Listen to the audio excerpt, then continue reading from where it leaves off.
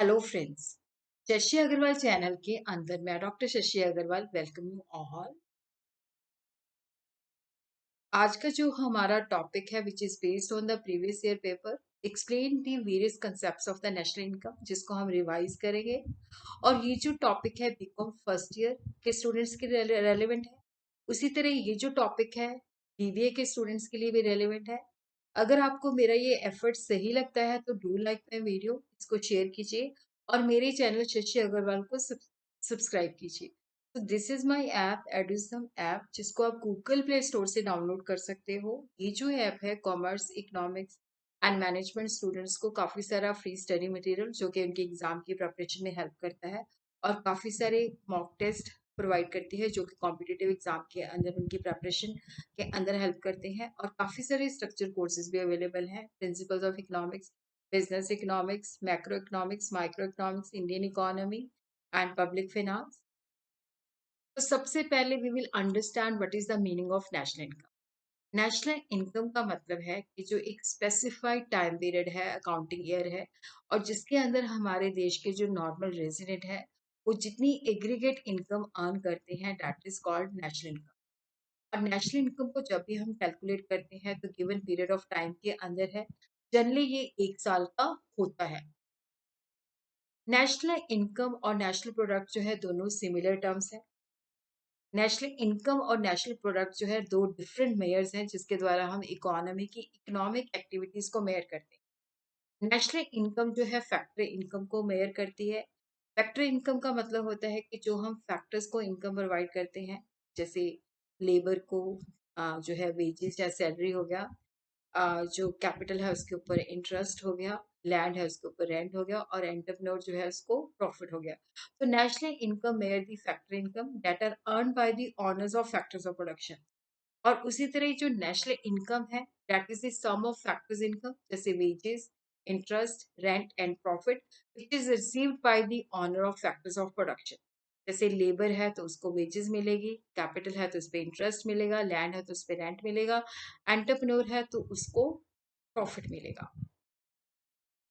National product measure the market value of the goods and services produced on account of the use of factor services which is rendered by the owner of factors of production। कि जो हम factor services को use करके जो हम final goods and services बनाते हैं उसकी मार्केट वैल्यू जो है उसको हम नेशनल प्रोडक्ट कहते हैं।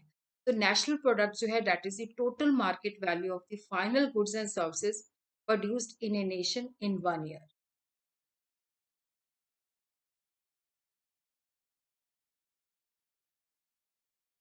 Chaperio has defined the national income is the sum of wages, rent, interest, and profit, or we could say the sum of the earning of the factors of production।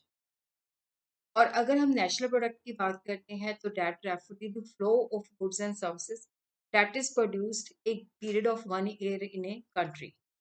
National product की जब भी हम बात करते हैं तो that is the sum total of final goods and services produced by labour and wealth of nation during a period of 1 year. अब हम वेरियस कंसेप्ट को अंडरस्टैंड करेंगे। फर्स्ट, जैसे कि डोमेस्टिक टेरिटरी का मतलब क्या होता है। Domestic territory of a country means critical boundary. और जब हम नेशनल इनकम को के हिसाब से देखते हैं तो इसको ब्रॉडर सेंस के अंदर हम इंटरप्रेट करते हैं। ब्रॉडर सेंस के अंदर जो डोमेस्टिक टेरिटरी ऑफ है पॉलिटिकल बाउंड्री इंक्लूडिंग सी शोर ऑफ ए कंट्री, कि जो हमारे कंट्री के जो समुद्री किनारे हैं वो भी इसके अंदर शामिल होते हैं। और उसी तरह जो हमारे देश के नागरिक के द्वारा जो शिप्स और एरोप्लेन जिनके वो ऑनर्स हैं और दो या दो से ज़्यादा कंट्रीज के अंदर जो ऑपरेट होते हैं वो भी हमारी जो है डोमेस्टिक टेरिटरी के अंदर ही है। जैसे ship owned by shipping corporation of India और aeroplane owned by Air India but with India in different countries of the world would be part and parcel of the domestic territory of India. इसी तरह ही हमारे देश के जो fisherman हैं और वो जो फिशिंग बोट्स को यूज करते हैं या शिप्स जो होते हैं जो कि इंटरनेशनल वाटर के अंदर ऑयल एंड नेचुरल गैस को एक्सप्लोर करते हैं, that also comes under domestic territory.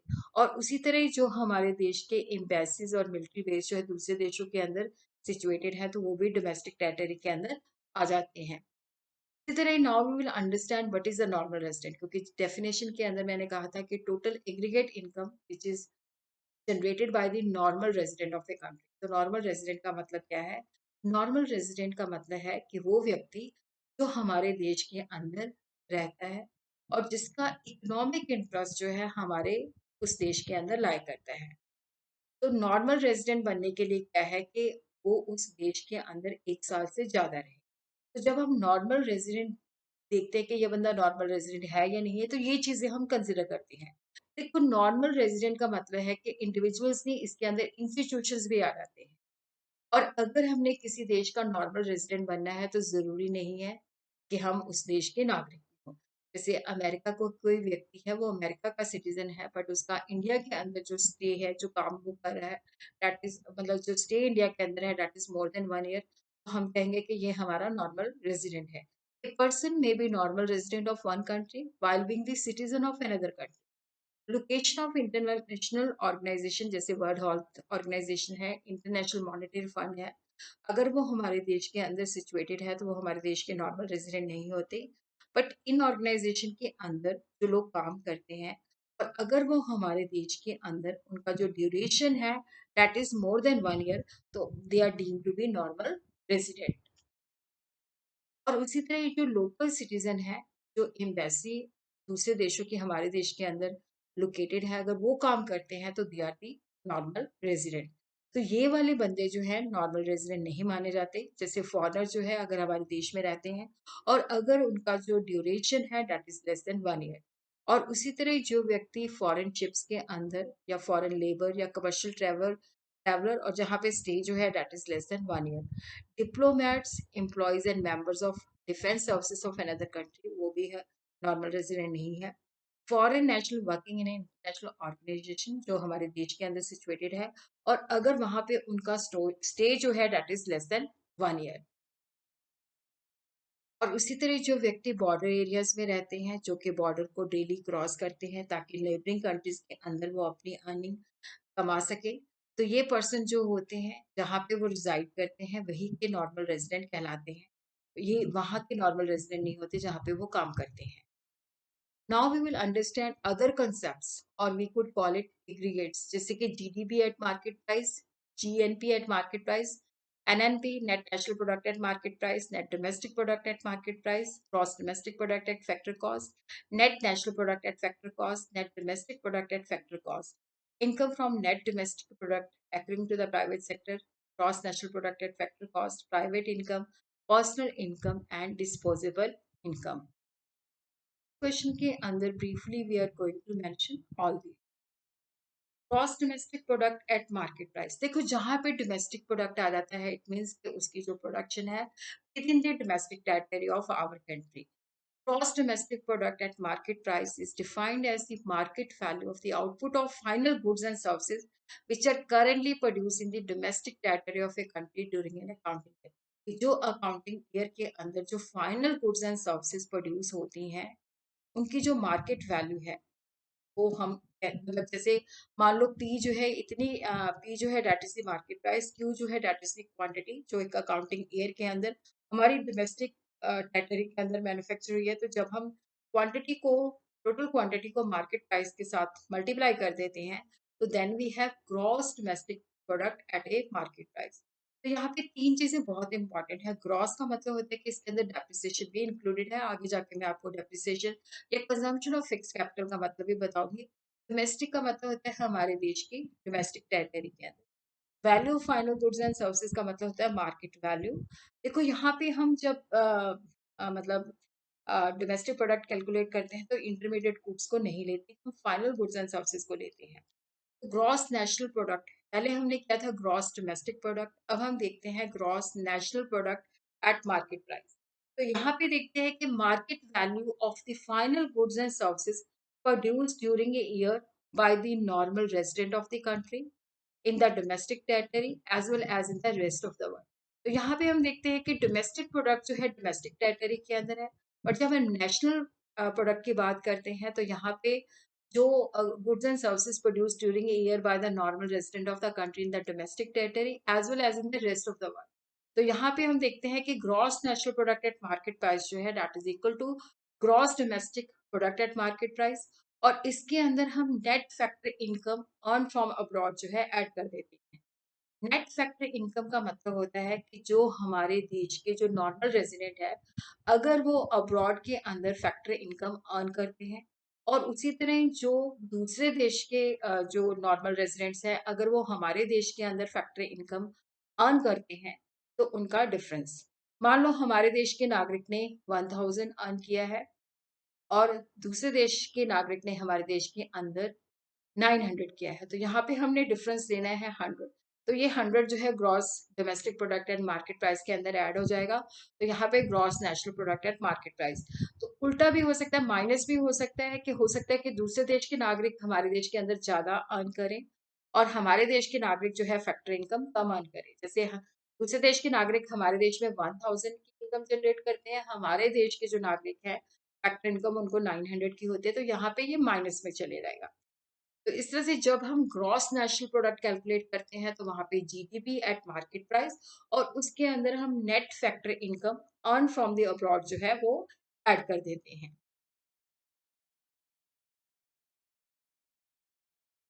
उसी तरह नेट नेशनल, देखो जो ग्रॉस होता है उसके अंदर डेप्रिसिएशन इंक्लूडेड होता है, जो नेट होता है उसके अंदर डेप्रिसिएशन माइनस होता है।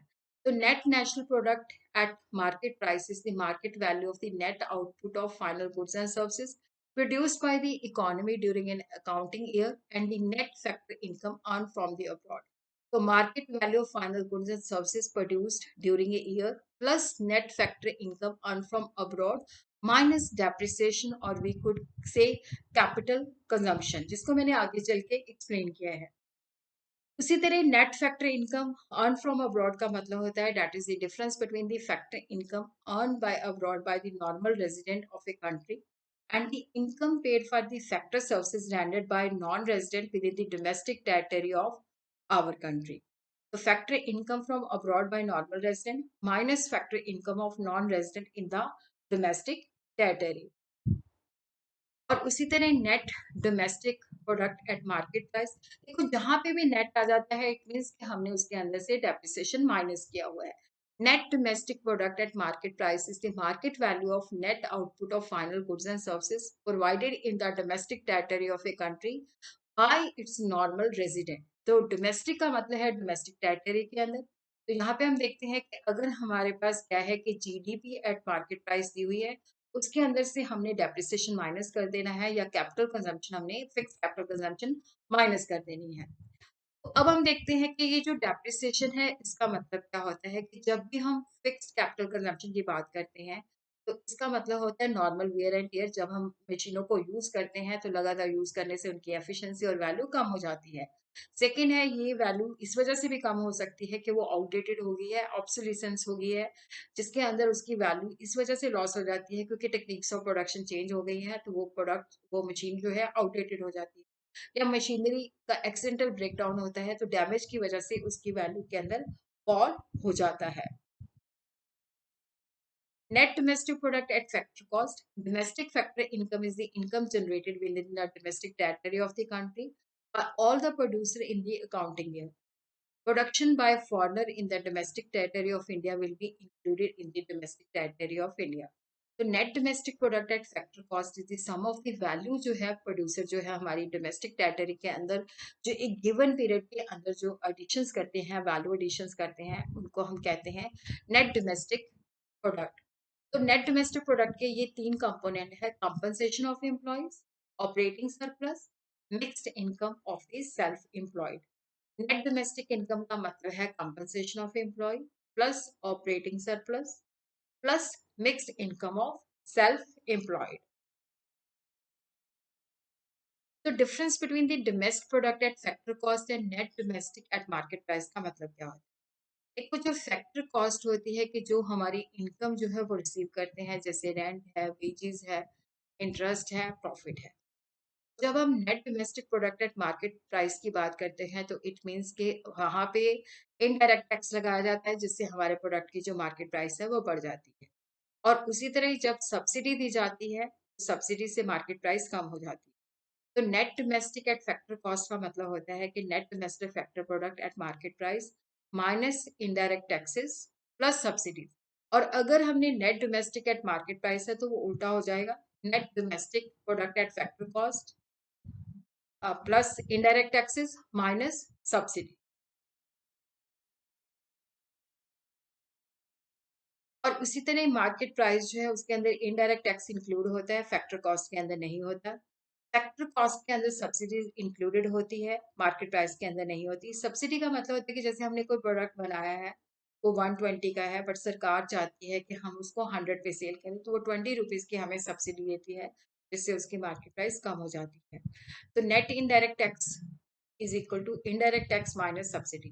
तो net domestic product at factor cost का मतलब होता है कि जिसके अंदर net domestic product at market price, जिसके अंदर से हमने नेट इनडायरेक्ट टैक्स या जिसको हम ये कह सकते हैं कि इनडायरेक्ट टैक्स हमने ऐड कर दिया और सब्सिडी हमने माइनस कर दी। ग्रॉस डोमेस्टिक प्रोडक्ट, जब भी ग्रॉस का जिक्र होता है तो उसके अंदर क्या होता है कि डेप्रिसिएशन इंक्लूडेड होती है। It is the sum of the compensation of employee operating surplus, mixed income earned by the factors of production in any accounting year.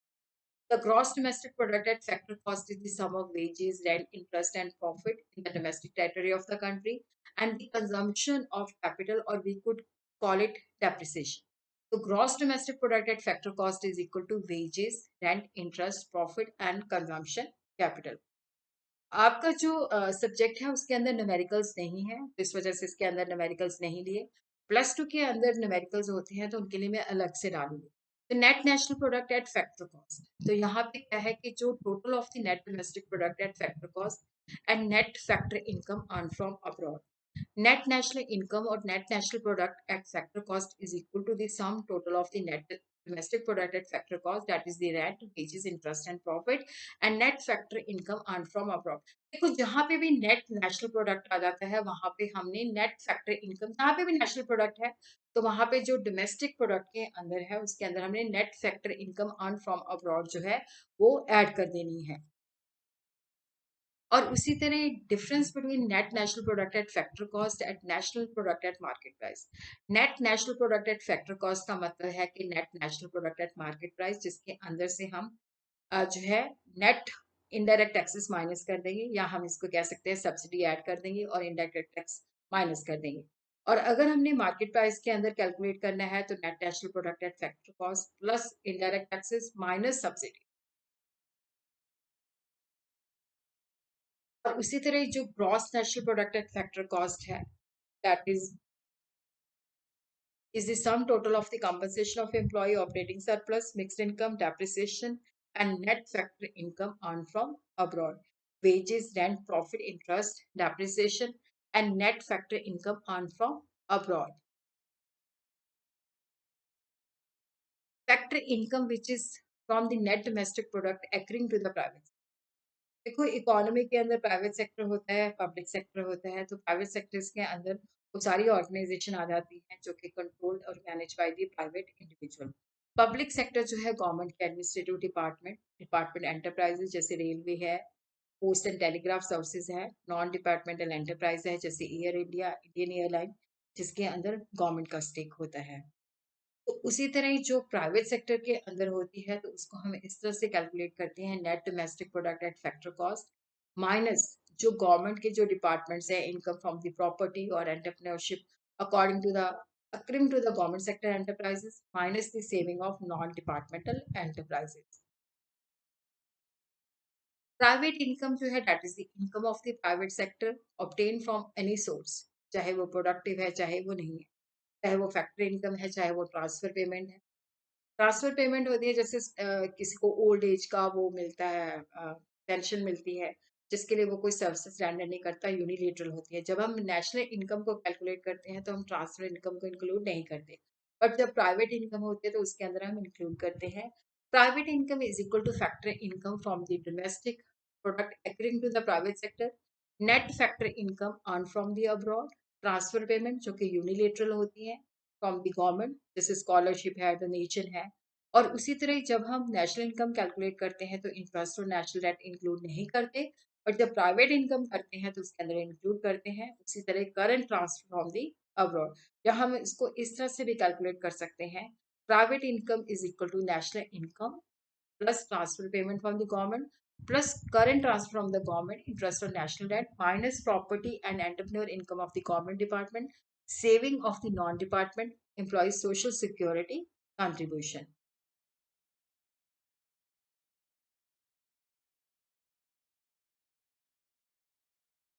Personal income होती है total of the all current income received by household और individual of a country from all the sources. इसके अंदर factor income भी होती है, transfer payments भी होती है। पर्सनल इनकम जो है प्राइवेट इनकम के अंदर से कॉर्पोरेट टैक्स माइनस कर दिए जाए और जो प्रॉफिट कंपनीज ने अपने पास रखा है कॉर्पोरेट सेविंग वो माइनस कर दी जाए, तो वो हमारे पास आ जाती है पर्सनल सेविंग। लास्ट के अंदर जो है that is the disposable income जिसको हम खर्च कर सकते हैं। It is the total income of the house hold minus personal tax, जो कि हाउस होल्ड इस इनकम को जो है स्पेंड और सेव कर सकते हैं। पर्सनल डिस्पोजेबल इनकम यूज होती है कंजम्पशन प्लस सेविंग। इसको हम कैलकुलेट करते हैं personal income minus direct tax, fees and fines which are paid to the government.